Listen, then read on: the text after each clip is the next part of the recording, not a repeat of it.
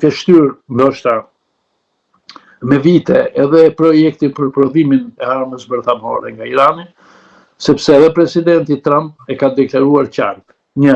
Ne do të jemi në krah të Izraelit, edhe pse kanë mbajtur një qëndrim më të moderuar në këtë përkrahje, pra nuk kanë qenë aq të zjarrt, por të kujdesshëm, kanë pranuar që kanë patur dieni, por që nuk kanë gisht në këtë sulm të Izraelit, kanë pranuar që kanë pasur patjetër dieni, kjo është e qartë, edhe nga vetë lëvizjet që u bën për personelin e ambasadave, të familjeve të ushtarakëve amerikanë në bazat amerikane etj, gjë që tregon se shërbimet sekrete inteligjente, CIA, NASA edhe National Security Agency etj, kishin informacion dhe kanë informacion të përditësuar në çdo moment dhe do ta përkrahin Izraelin, nuk mund ta lënë. E kanë përkrahur, e kanë furnizuar historikisht me armë të gjitha llojeve, deri te ato më të sofistikuara me aviona, me tanke, me anije, me raketa të gjithë llojeve, përfshi dhe ato balistike me rrezet gjatë veprimit, dhe do ta përkrahin përsëri nëse Irani nuk bën një tërheqje. Kjo tërheqje natyrisht do t'i vinte mirë, do t'i pëlqente Amerikës dhe presidenti Trump që të detyrohej Irani të pranonte vazhdimin e negociatave për problemin e prodhimit të energjisë atomike, të pasurimit të uraniumit, edhe të ndalimit të prodhimit të armëve bërthamore nga Irani, gjë që do të bënte një rrezik, sepse tani fuqitë bërthamore dihet se kush janë. SBA-ja, Rusia, Anglia, Franca, India, Pakistani, edhe Korea e Veriut e presidentit të çmendur delirantit të famshëm Kim Jong-un. Nga këto çfarë nuk pritet, domethënë nga Kim Jong-unët edhe këta tjerë.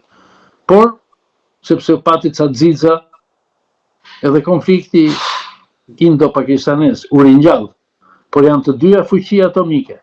Tani ngjallet aty afër dhe konflikti i Iranit, natyrisht me Izraelin. Por askush, sado i mençur qofshin opinionistët dhe analistët e agjensive të mëdha, të lajmeve, të shtypit, të televizioneve, nuk thonë dot asgjë të saktë dhe përfundimtare. Çfarë kulisash krijohen dhe organizohen në kabinetet politike, në qarqet më të larta ushtarake, ose me oligarkin, sepse bëhet fjalë edhe për pasojat të tmerrshme ekonomike. Po pikërisht këtu do t'vilja, do t'i topovaj, sepse kemi parë që vendet si ka mundësi që të gjitha vendet e tjera të botës islame, arabët kanë lidhura duar. Tani gjeoekonomia është më e rëndësishme se gjeopolitika, më duket.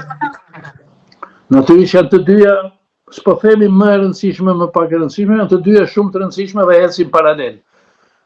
Pasuritë e mëdha, sidomos me naftë dhe me gaz, që ka rajoni, sepse vetëm në ditë në ngushticën e Hormuzit kaloi $1 miliard. 40% e tregtisë globale.